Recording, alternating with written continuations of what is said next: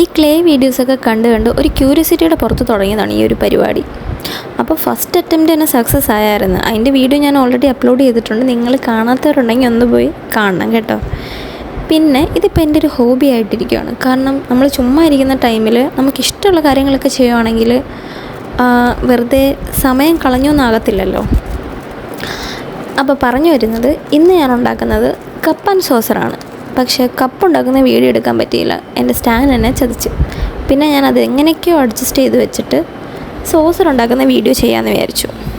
അപ്പോൾ സോസർ ഉണ്ടാക്കാൻ വലിയ പാടൊന്നുമില്ല.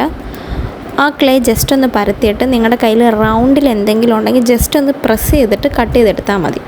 പിന്നെ അതിൻ്റെ സൈഡൊക്കെ ഒന്ന് സ്മൂത്താക്കാൻ വേണ്ടിയിട്ട് ഞാൻ വെള്ളമാണ് യൂസ് ചെയ്യുന്നത്. ബ്രഷ് വെച്ചിട്ട് സ്മൂത്താക്കി കൊടുക്കും, അല്ലെങ്കിൽ നമ്മുടെ കൈ ആയാലും മതി. ഇതിന് എനിക്ക് തോന്നുന്നു അധികം ടൂൾസിൻ്റെ ആവശ്യമില്ലെന്ന് തോന്നുന്നു. കാരണം ഞാൻ അധികം ടൂൾസ് യൂസ് ചെയ്യാറില്ല, കൈ വെച്ച് തന്നെയാണ് കൂടുതലും എല്ലാം ചെയ്യുന്നത്. പിന്നെ ഇത് ഉണങ്ങി കിട്ടാൻ കുറച്ച് ദിവസം എടുക്കും. ഇപ്പോൾ മഴയൊക്കെ ആയത് കാരണം 3-4 ദിവസമൊക്കെ എടുക്കും.